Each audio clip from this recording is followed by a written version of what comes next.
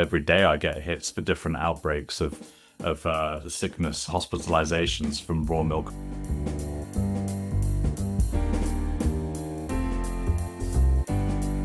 Welcome to the Our Hen House podcast. I'm Jasmine Singer. I'm Marianne Sullivan. And we're so excited today. It's Flock Friday, which is that time of month, not that time of month, but the time of month where you are bringing in a special guest and inviting our flock to be here to ask questions and watch it live. So if this is of interest to you and you're a flock member, we hope to see you at a future one. And if this is of interest to you and you are not a flock member, then check out all of the things we have to offer over at ourhenhouse.org/support. We are a nonprofit, and we really appreciate those of you who are able to support us in all of the ways, including the ones that involve sharing the message about our hen house, because we've been doing this for 16 years now, and it's really fascinating to me how much the movement is changing and growing. And I want to make sure that we're able to continue to capture people who care about changing the world for animals to listen to our program and to be guests on it. Marianne, why am I talking so much? I have no idea. I think I'm nervous. Move on. Okay, I'm moving on. All right. So thank you again for those of you who are here, but especially to our guest today, who is Ben Williamson. And I just want to tell you about Ben a little bit, and then we'll welcome him to the show. Ben is the executive director of Animal Outlook and has previously worked with PETA, World Animal Protection, and Compassion in World Farming USA. And he's here to not only catch us up in general about what's happening at Animal Outlook, which is an organization we really love, but also to tell us about an investigation that they recently did that blew the lid off of RFK Jr.'s favorite beverage, which is raw milk. Oh my God, gross. I am so excited to welcome to our hen house Ben Williamson. Welcome to our hen house, Ben. Thank you so much, Jasmine. I'm so happy to be here. I'm so grateful to speak to you. I've been a fan for a long time, and to see all of your flock. Really great to see all these faces, and I can't wait to answer your questions. Well, I can't wait for you to answer their questions, but before that, I can't wait for you to answer ours. So let's just jump right in. I have to say, I never knew that there was a such thing as raw milk being sold until pretty recently, and I still don't know that much about it. But before we get into the details, can we start by having you tell us what raw milk is and what are the claims made about its health benefits? Yeah, sure. So raw milk is as it suggests. It's milk that hasn't been pasteurized, and pasteurizing is the process of heating and then cooling very quickly milk to remove some of the impurities. And raw milk advocates claim that the pasteurization process removes some beneficial bacteria, which are healthy for the gut. And so soccer stars like Erling Haaland, and you mentioned RFK Jr., have advocated for raw milk as boosting their health. We didn't look so much at the health of humans in our investigation as an animal rights organization. We're primarily concerned about the health of cows. And, what we found was that cows for raw milk, and it's worth noting that these places were also selling milk to co-ops, which are pasteurizing the milk and selling them in stores and as non-raw milk. These cows suffer the same as any cows on industrial dairies who aren't selling raw milk. So, yeah, raw milk. We wanted to investigate it because obviously it's trending. It's obviously been in the news. The Maha movement has been behind it, and we wanted to really see from an animal's perspective what all the craze was about and what impact it would be having on animals. Wow. Yeah, and we really want to focus, obviously, on what's going on with the animals too. And I know this was a really interesting investigation, which happened not too far from where we live in upstate New York. But before we do that, I just want to, because when I was in school, like young, we all learned about Louis Pasteur, and he was seen as one of the great heroes of science because he invented the pasteurization of milk, which, at this point in my life, I don't really care about because, I obviously don't drink cow's milk. But before we move on to it just astounds me that this became a thing again. Because can you talk a little bit about the history of what milk consumption was like before this discovery and why it was so monumental that they figured it out? I mean, it was killing people, right? I mean, it still is making people sick. Since we've been doing this investigation, I've had my news alert set up. Every day I get hits for different outbreaks of sickness, hospitalizations from raw milk around the country. I mean, not many places allow raw milk to be sold because of the Maha movement. There's a few bills going through different state legislatures to sell raw milk now, but in New York, certainly it's limited to just on-farm sales. But yeah, in most places you can't buy raw milk, and that's why we have to choose certain parts of the country to go and do the investigation. Yeah, who is currently producing raw milk? Is it all small farms? Is it just very local small So, farms? so in New York, where our investigation took place, it's restricted to on-farm sales. You can't buy it in grocery stores. It has to be close to the source. It has to be, it has to be there because the bacteria is so harmful. Well, the health advocates say that you have to bottle it and drink it, close to Right. consume it, close to the source. That is just so gross. So, all right, let's get to the question that you wanted to start out with, and which is obviously what we're here to talk about. So, what are the conditions like for the animals on these farms? I mean, probably a lot of our listeners know a fair amount of what dairy farms are like, but these are specifically relatively small farms. Maybe some people think it's better. Keeping in mind that people kind of know a lot about dairy, and we don't want to we try to hit that sweet spot between giving the information, but not making people turn off because they can't bear it and they already know it. Yesterday when Moore and I were leaving the gym, someone was driving really, really fast, and Moore was like, "Slow down, dude." And then like 1 second later, someone was going so slow, and she's like, "Can you pick it up?" That's the sweet spot that we want you to hit, Ben, as it Justin, relates. what are you talking pressure, about today? No pressure. I don't look at Ben's hair. Aren't you distracted by it? It's so good. No, I understand. I've done enough breakfast television to know kind of what's going to put people off their breakfast. Yeah. And, people listening probably know a fair amount much more about dairy than the average person. But still, Yeah. the more you find out, the more there is to find out about what's going on Yeah. with these cows. Yeah. I think for us, the key thing about this investigation was all the 6 places that we went to were all branded themselves as family farms. No, none of these farms had over 100 cows. And in fact, about 60% of the US dairy comes from family farms, more so than any other agriculture sector. Dairy relies on this kind of pastoral myth of the small family farms. They sell their milk to large co-ops and then it gets packaged up. But I think the dairy industry really takes advantage of this family farm aspect. So we wanted to go and see what it was like. And we went to these 6 farms, and invariably, as I say, all family farms, all small, under 100 cows. So I think the smallest had about a dozen cows. And we found pretty much living in filth. A lot of it was filth. There was a lot of fecal buildup, and maybe this is not hitting the sweet spot, but a lot of that kind of thing. There were mutilations, the same mutilations that are practiced in industrial dairy, tail docking, castration, disbudding. We found mastitis in some of the cows, and importantly, we found mastitis in a cow's. You're supposed to separate any milk from the cows infected with mastitis from the milk that you're selling. But we found that the milk was going into the same channels as the milk that was prepared to be sold, and so that gave us cause for concern. And we actually wrote to New York Department of Agriculture and Markets about that particular farm. That was kind of one of the more concerning things. And then 2 weeks later, 2 weeks after receiving our letter, there was actually an outbreak of Campylobacter from that farm, and they're now prevented from selling any raw milk. So we knew that this farm is at risk, and they're still not able to sell raw milk because of the Campylobacter that's still present. This is 2 months later in their raw milk.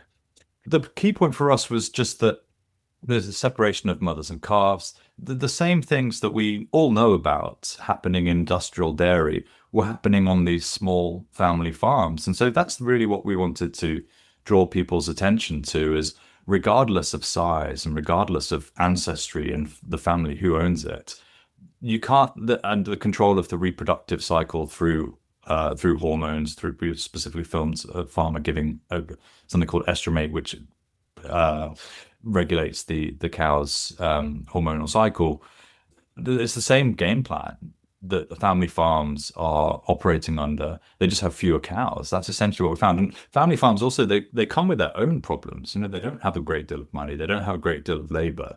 We found barns falling into disrepair, broken gates falling down. We found cows living in kind of makeshift accommodations, like a converted container, a shipping container that had kind of been hollowed out, and cows were forced to live in there. And we also found not having the manpower to take the animals outdoors and have the proper husbandry that you might find on a farm with more resources. And one of the really telling things we filmed in a conversation with a farmer who said, you can buy these better milking machines that fall off automatically when the cow's done producing, which is better because otherwise the sucking motion keeps going, and that's when they can get painful inflammation and it can harm their udders. But instead, I priced it and I just can't afford it. And that's kind of one thing that's unique to a family farm, is they just don't have the resources to invest in the higher welfare equipment. Now, I'm not saying by any stretch of the imagination that industrial dairy is brilliant and is the answer. But I'm saying family farms come with their own unique set of challenges. And at the end of the day, if you want to be able to sell milk, if you want to be able to be competitive in that landscape, you're going to have to play by the same playbook as all these mega dairies. You said that in New York, marketing is limited to on-farm sales. Is that right? And is that different in other states? I believe in some other states you can sell at a grocery, but it's not something that we looked into too much. There's a myriad of rules, and I think the thing that we were struck by was just how few states allow the sale of raw milk because of the inherent danger. And as you say, Louis Pasteur kind of that's been the benchmark for ages, is pasteurization. So let's talk about RFK Jr., because that's kind of the reason this all is happening, or he's certainly one of the reasons. He's a fan, obviously. Is the government, since he's taken over at HHS, is the government doing anything to support the distribution of raw milk? Or is that possibility becoming bigger? No, I think to the chagrin of raw milk advocates, it was left out of the dietary guidelines. And he has been, since he's been in office, he's actually been very silent on raw milk. I think he advocated it a few years back, but if it didn't really make it into his HHS policies. But what the new dietary guidelines, which I know you know so well, what they do recommend is 3 servings of dairy a day. Which is just crazy. So, I think milk, whether it's being pasteurized or not, the milk is all coming from the same places. And we do expect with those dietary guidelines for milk consumption to go up. Wow. I remember, where did you grow up, Ben? I was born in London and spent the first 30 years of my life there. Did you grow up in the 80s? Yeah, that's some of them, half of them. I remember growing up in the 80s, and it was just like, you had to have your glass of milk with it. Milk, it does a body good, was, the big slogan. I don't think that was just the 80s. Yeah, I know. I think I make it the 80s. I grew up in the 50s, and it was like you had to have your milk. It was really big in the 80s, though. I mean, I really do think so. But, you're right. Maybe I'm looking at it from a 46-year-old No, the dairy industry has just an unbelievable hold on public policy that is just extraordinary when you think of how destructive it is in so many ways. And destructive leads me to thinking about sanitation. Speaking of destructive, aside from the problems in consuming cow's milk in general, and the how did you say, the Campylobacter? Am I saying that right? Yeah, Campylobacter. Okay, that you mentioned. What else are the health issues for people consuming raw milk, both theoretically and maybe that have actually come to pass? Yeah, I mean, E. coli, salmonella, or other bacteria that can be present. But yeah, the pasteurization process is supposed to reduce that risk. And as I say, the health advocates suggest that killing the good bacteria as well as the bad bacteria, that they say, is what prevents us from being healthy. But that science is not really an area where we paid much attention to, but it's definitely not. It's not a consensus, a scientific consensus that raw milk it has any benefit for you at all. In fact, the CDC, something that we relied on in our press release, the CDC pre the current administration, so 2024, they were dead set against raw milk. They talk about the dangers of raw milk, and they say that any bacteria in raw milk only comes from poor hygiene and poor welfare of animals. So the bacteria that raw milk advocates are claiming is good only comes because the animals are living in substandard conditions. Wow. Getting back to the dietary guidelines, which you had mentioned. All right. So apparently the dietary guidelines are not favoring raw milk in any way, which is good. But there was recently that bill, and I'd be curious to know your position on it. There was that bill that put whole milk back in schools because even when milk has been pasteurized, it's not exactly a health food. But at the same time, it also made it easier, not totally easy, but easier for kids to get plant-based milk. So I've heard different people take different positions on this, like whether this is a huge step forward or whether there are just too many obstacles in the way of that plant-based milk still. I'm just curious to know your take. Do you think this is a big step forward? Yeah, I think certainly the passing of the Fiscal Act, I think it was called, the kind of the food independence, which allowed for plant-based milk being available to students. Previously, you had to have a doctor's note. You had to get a special dispensation to be able to have a plant-based milk at school, and thank goodness now you won't. So it will be available to people with lactose intolerance and people whose religious beliefs prevent them from drinking milk. That was a big cause of concern for the animal protection movement for many years, and it was really great that part has passed. But no, I mean, sometimes with good also comes bad, and the promotion of dairy now by this government and by the Fiscal Act as well, it's probably going to offset any ability for us to phase out dairy through increased consumption of plant-based milk. It's one of those things that over the past 10 or 15 years, has actually increased and has stuck. We've seen plant-based milks now, for everything from soy and oat and different creamers, widely available and widely consumed. I think I read something about it's about 30% of the market now is dairy alternatives, which is awesome, but still a long way to go. And certainly this the current dietary guidelines don't do us any favors with any kind of reduction in animal proteins. I guess the fact that it's whole milk instead of skim milk is more bad for the kids than it is for the cows. The cows, it's the same amount of milk they're producing. But that in and of itself, I guess, wouldn't increase the amount of milk that's being drunk. But as you say, the promotion, the enthusiasm about it and the promotion of it is what's really the problem. Yeah, it seems to be fats, which animal fats, which RFK Jr.'s made a meal of promoting. But yeah, raw milk didn't make it onto the agenda, but the fats in animal proteins has through whole milk and through meat has really been obvious and against the scientific consensus that have been recommending for years a reduction in animal proteins in the dietary guidelines. Ridiculous. Yeah, I know we've told this story before, but like maybe in 2000, I'm going to say 2009-ish, Marianne and I went to Disney World, and in order to get the dairy alternative ice cream from the ice cream vendor, we had to speak with the manager and tell them that we had an allergy. You just I was a bit of an asshole about it, which, the poor kid that was on the other end of that. I was like, I'm allergic to cruelty. Really bad activism. Yeah, the manager was like 18. Yeah, at most.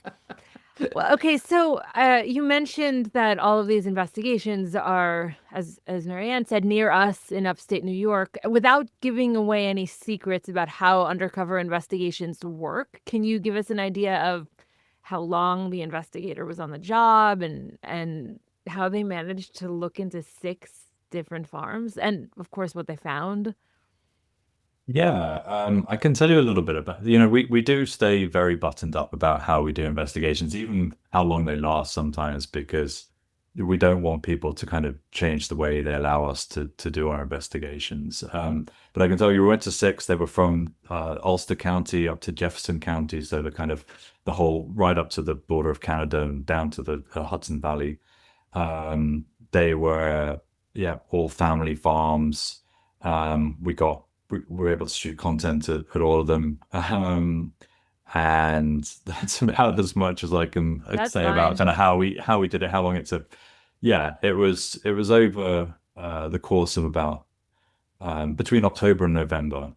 You mentioned you reported one of the farms to the Department of Agriculture and Markets Yeah. regarding that was the Campylobacter, right? Yeah, Country Cousins is the name of that farm, and yeah, we discovered 2 weeks later there was a news release that came out saying that they'd been banned from selling raw milk because of the Campylobacter outbreak. But it keeps testing positive for Campylobacter 2 months later. God, that's so disgusting. But what were there other things that you could have like? Was that the only thing that you felt like you could report that would make anything happen? I'm sure there was illegal animal cruelty going on all of these farms. There's absolutely no doubt about it. But things that I consider illegal animal cruelty, but probably not the local DA in Ulster County. But were there any other things that you found that you thought was worth reporting to the authorities? Unfortunately, with this investigation, the standard animal practices that we all think are terribly cruel are perfectly legal. No, they're not. Okay. I take a position on that. Okay. Well, we didn't leaving. think that we would get any charges filed for anything other Yeah, than no, I conditions totally of Country agree. Cousins. I totally agree. You wouldn't have gotten charges, but I Yeah. do always like to take the position that the standard is are they justifiable?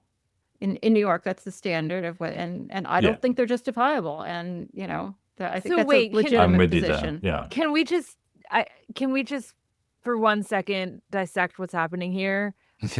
What just happened? So Marianne, what were you saying that you object to and why? No, I was want to saying really that make sure we get this. every state has a cruelty law. New York says that it's illegal to cause animals to suffer unjustifiably. Most states say unnecessarily, and this has been interpreted to pretty much allow anything that is making anybody any money. That's the justification that I assume. I mean, it's been interpreted by DAs. It's never been prosecuted, so we don't know what a court would decide. We can guess. So I like to take the position, and I think it's a legitimate position, that the law has just been wrongly interpreted. And Ben is taking the position that, well, we have to look at actually the way the world works in real life. And, no, I agree. I totally agree with you. Yeah, I probably misspoke. Perfectly legal is just my shorthand way of saying we're unlikely to get any kind of prosecution or criminal conviction out of it. Okay. Yeah. Thank you. So we are all on the same page. I don't have to go. Yeah, we're all on the same page. It's just I don't like conflict, and I don't have a therapist, so I love cruelty laws. I mean, I think they're extraordinary. And they're the same in many countries. They're the same in the UK and India. Like they all in Israel, like they all say this kind of basic principle that it's actually illegal to cause an animal to suffer unnecessarily. Yeah. I mean, which means that everything we're doing, every single thing we're doing to animals is illegal. But because it's animals and DAs and they just get interpreted in weird ways. But I think they are just extraordinary laws. The discretion allowed from each prosecution also varies from state to state, DA to DA. We Animal Outlook, part of what we see as our role is to help enforce the statutes that are on the books. And you're right, there are a lot of laws that purport to help animals, and the enforcement is not there. So Absolutely. What we try to do with all of our investigations is obviously find the evidence, even getting prosecutors to rely on video evidence that we've filmed. That some of them claim if they haven't seen it themselves, then it's not real. It doesn't happen. Yeah. You could have faked this footage. I feel like I've heard that recently in the news in other ways as well. Yeah, even when there's video of a crime being committed. Exactly. Does sound familiar. I don't understand how we move forward when things like that happen. It's really mind-boggling. but I digress. You mentioned that you reported one of the farms to the State Department of Agriculture and Markets regarding the health and sanitation concerns with the milk. So why was it only one of the farms? That was the farm where we saw mastitis in milk from a cow who'd been infected with mastitis going into the same milk tank that was going out for consumption. So we thought that that was particularly egregious, and we thought that the authorities would take an interest in that. So I know that Animal Outlook is really well known, and punches way above its weight in undercover investigations, really extraordinary investigations. And I I know you declined to talk in detail, in any kind of detail, about the specific investigation, but can you kind of give us an idea of what your priorities are in determining what to look into, like why you decided raw milk at this point, and what parts of the industry that you want to you want to cover? Yeah, thank you. That's such a great question to be able to answer. So, I've been in Animal Outlook for 15 months. As you say, I came from kind of different animal protection organizations. I'm so happy to be here. I've inherited a really amazing legacy in Yeah. the EDs who come before me. I've done investigations kind of with PETA and with compassionate wild farming, but now I think investigations is what Animal Outlook is probably best known for. They've done over 50 investigations. They're all available on our website, animaloutlook.org/investigations, for anyone to go and see a whole myriad of topics, different species. And it really covers the gamut over the last 30 years. We do more investigations than any other US investigations than any other animal protection groups. Last year we did 5 undercover investigations. And how we pick our subjects, I'm more than happy to talk as much as I can about that. It's things that we think the public doesn't know enough about is one of the selection criteria. So raw milk was obviously a trending topic. We thought it would get some interest. What haven't we investigated for a while? What's changed about an industry is another thing we look at. Where we think we're likely to get, and then sometimes we get tips. We get tips from people saying this place effect is pretty bad, or we look up what violations they've received from the USDA and think, well, we should go and get footage of that. So yeah, there's a lot of things that go into selecting what we look at different parts of the country as well. We want to take a kind of a broad approach and don't just want to focus on 1 or 2 states where we know we can do investigations quickly and easily. So there's lots of things that go into it. Some of the investigations can take months. The investigator usually has to travel, be away from home. They're very taxing. Agricultural work is one of the hardest jobs to do, and then you're not only doing that for 12-hour shifts or 17-hour shifts, you're then coming home and documenting and recording and uploading the footage that you record. So it's a really difficult job to do. I think our movement owes these undercover investigators a debt of gratitude. That they have been our own investigations team have a combined experience of 18 years. They're both former undercover investigators and on staff, and then we've got investigators that we work with who are out in the field. And just so much goes into them, that from the equipment that's used, it's highly technical and complicated equipment. It has to survive out in the field, and yeah, so much goes into choosing the topics but that hopefully gives a kind of idea. Also policy, we do look at where we think we're likely to get some change, some movements. Because sometimes if we just do an investigation just to expose and hopefully inspire some change, it's maybe not as strategic as something where we think we can move the needle with regulations or with legislation. So we look at that aspect as well. So how do you take care of your team? I mean, you're doing this work. You're very well known for doing this work. I mean, you mentioned 5 investigations a year or so. How do you make sure that people can stay sane in an insane world? Yeah, we put a lot of thought and time into the safety and health of our investigators.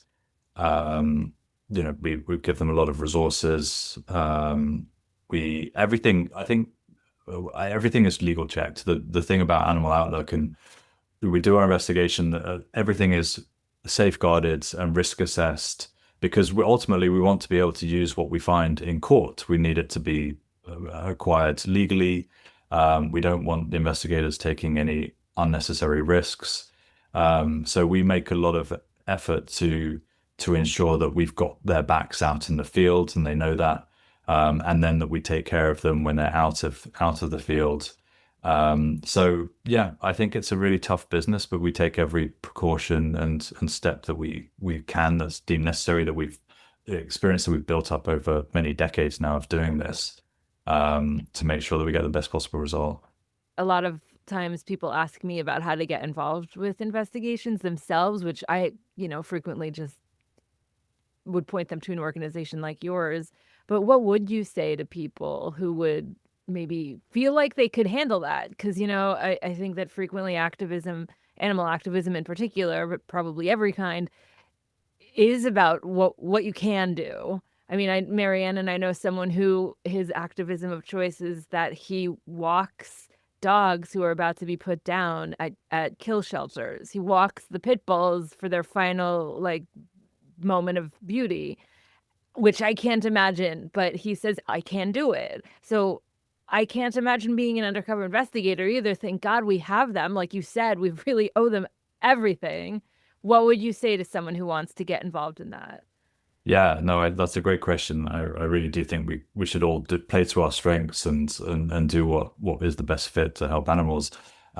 We have a evergreen advert up on our website for undercover investigators. We're always seeking new undercover investigators. The churn rate of undercover investigators, because of what you're having to deal with at an emotional level, at a labor level, is such that we're always looking for more people to join. It happens to be quite an entry-level job. You don't need a great deal of experience and knowledge. So it is something that if you wanted to do, you could come and we could teach you how to do it. So yeah, I would, if people do want to do it, obviously there's a incredibly tough training schedule. We want to make sure that people can do this work, because to invest and put them out in the field and then for them not to be able to do it, we've got to make sure that everyone's going to be safe first and foremost, and that they're going to be able to do the job. So yeah, a lot goes into it, but we're always interested in enthusiastic people who want, who are dedicated enough to be able to do it. Yeah, and the thought I wanted to add was that I just wanted to remind everyone that Erin Wing, who's one of your senior people in investigations, was on the podcast a while back. It was about a fish investigation, I think, and she was extremely inspiring. I just didn't want to forget to mention that. Erin is amazing. She's our deputy director of investigations. She was a former undercover investigator, as you say, and now she actually does a lot of talking. She just did a TEDx and a moth that we're going to release soon, cool. where she talks about her own. Yeah, she's incredibly inspirational. I think she got the longest round of applause that I saw at the Animals and Vegan Advocacy Conference last year. I counted; it lasted 23 seconds because her story is just so emotional and so inspiring. I love that she's doing the moth. That's what a perfect outlet for someone who's a great storyteller. I mean, to bring in the animals. I've never heard of any animal activists doing that as the medium. That's awesome. Yeah. I mean, our job, as we see it, is to kind of bring the animal stories to the mainstream as much as possible. And so getting on NPR would be amazing. That's really so. Are cool. there any particular investigations that you can tell us? I mean, obviously you can't tell us about anything ongoing, but aside from the raw milk investigation, are there any recent ones you'd like to highlight? This one comes back to for people who want to do investigations and be advocates. I'll tell you quite a simple story. Last year, I kind of sat down with ChatGPT on an idle Friday and said, got some time today. What should I do? And within a few minutes, I was investigating. I was looking at Yelp reviews for foie gras sales in California, and obviously, foie gras is banned in California. And the same name kept popping up. It was Wild Fork Foods, and I'd never heard of this Wild Fork Foods. But several reviews for sale of foie gras at Wild Fork Foods in California, and I thought this is odd. I looked more into it, and Wild Fork Foods is owned by JBS, the world's largest meat processing company. And so I went to my local Wild Fork food store and saw that, sure enough, foie gras was for sale. Not only that, it had the establishment number, the USDA meat inspection number, and we could trace it back to a farm in upstate New York called La Belle Patrimone, which is a well-known supplier of foie gras from force-fed birds. And sure enough, we sent our director of investigations out, Scott, the next Monday, and he filmed himself purchasing foie gras at 11 different stores in California, at Wild Fork food stores. So the Wow. world's largest meat company was breaking the law, selling foie gras, and sure enough, we contacted the authorities. We're hoping that the California Attorney General is going to pursue charges in this case. But the reason I tell this story is because that didn't take any degree of training or much undercover footage. It was just somebody noticing something and pulling at a thread and saying this doesn't feel right. So if anyone does want to be an investigator, sometimes all you have to do is take a bit of notice, read the packages in the meat store, and just do a little sniffing around, and you could find something untoward just like that. Can we just talk about the Yelp review part of this Yeah. story? Like, what? That's bananas. You're just sitting there like on an app. Also, the chat GPT part of this story, like every part of this story is sort of blowing my mind a little bit.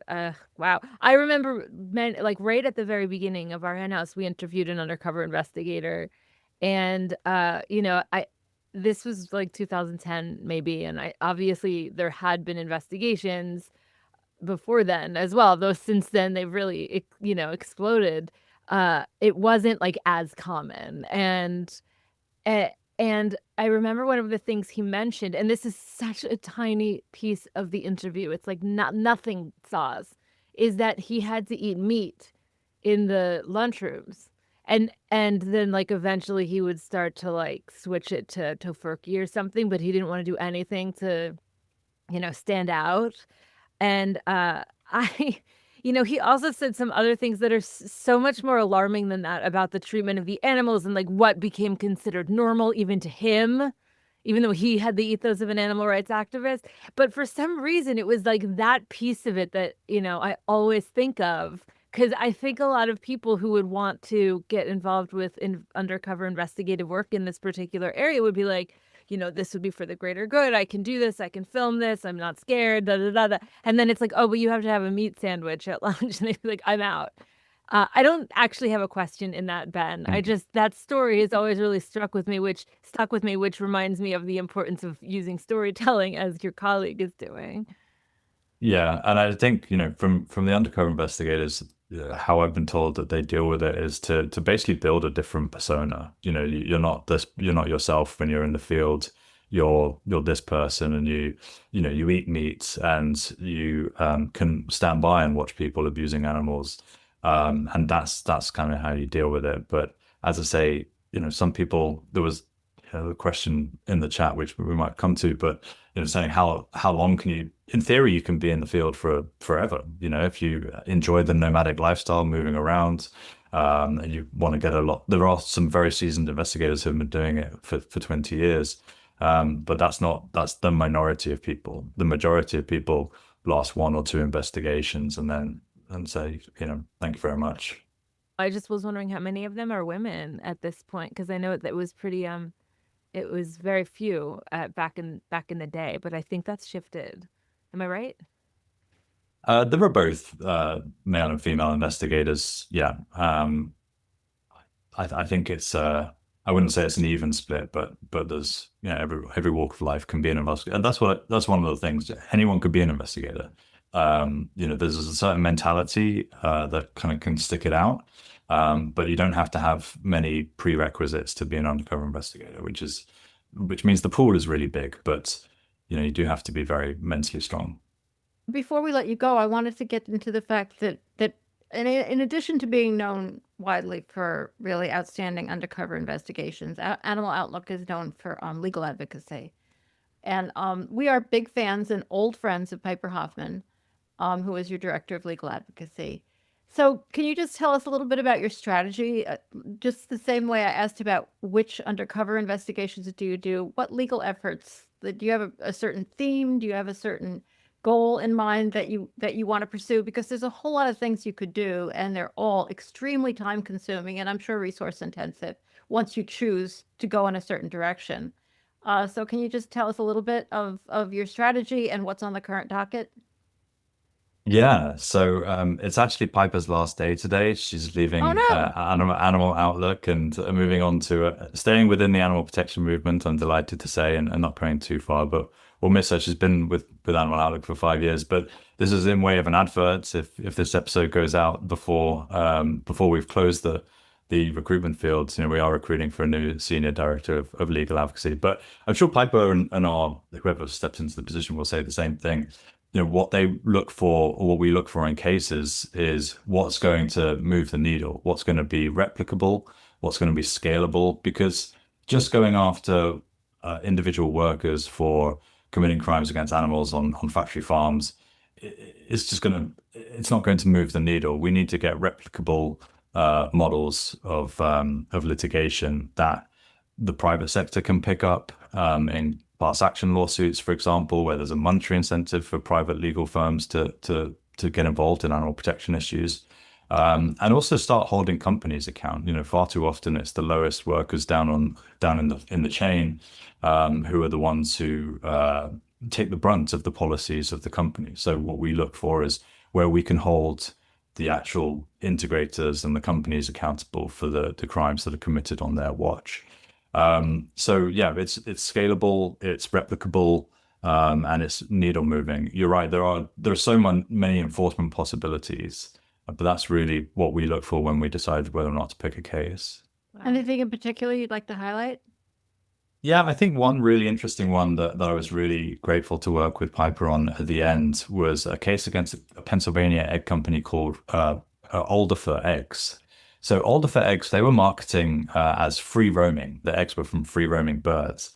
And so what we actually did in that case was we flew a drone over the walls of these various suppliers for Alderfer Eggs and found that the majority of birds never went outside, and they only had access to a wire porch that was suspended kind of above the air, and very few birds were actually using the wire porch. So then we took those photos and we surveyed, and this was all Piper, that we surveyed the likely customers for Alderfer Eggs in the Northeast United States and showed them these photos and said, do you think these birds are free roaming? And overwhelmingly, I think it was something like 80%, they said, no, those birds aren't free roaming. So we used all of that as the evidence base to then sue Alderfer Egg for false advertising. And we won a $280,000 settlement. And not only that, obviously, they had to remove the free roaming claims from the packages. So that's an example of great use of drone technology to get over those. We don't have to have glass walls anymore because we can get above the walls, and great use of surveys and consumer focus groups to kind of understand whether consumers are being misled. And so that's a model that any company that's making humanely raised or free roaming, free range, we can now use that in different parts of the country, different products, and really go after a lot of those humane-washing claims. I love it. I can't believe that only 80 something percent said they thought that was free roaming. Yeah. That's know totally what the other not free 20% roaming. Yeah. So Ben, there's so much that we talked about, but so much we didn't. If people want to learn more and support your efforts, get involved, how can they find out more and follow you online? Yeah, thank you so much. So animaloutlook.org, all of our information is there. All of those 50 plus investigations from our 30-year history are there. The investigations are only possible with the support of generous people. So thank you so much. They're so hard to fund. They're expensive tasks, and we really appreciate every contribution that's made. So yeah, thank you. It's so great to speak to you. I'm so grateful for your support, for the podcast support, and everybody who's listening. Thank you. We appreciate you and all that you're doing, and it's been really enlightening to learn more about everything going on there. And we hope you come back and tell us more about your forthcoming investigations and efforts. And for those of you listening or here with us today, thank you for tuning in. We're going to get to a Q&A in just a moment, so don't go anywhere. And if you're listening to this and you heard me say that, the Q&A will be the bonus material that comes out on Monday. So thank you all for tuning in. Don't forget to like and subscribe. You can also donate and become a Flock member and join us for events like this at ourhenhouse.org/support. We'll talk to you next time.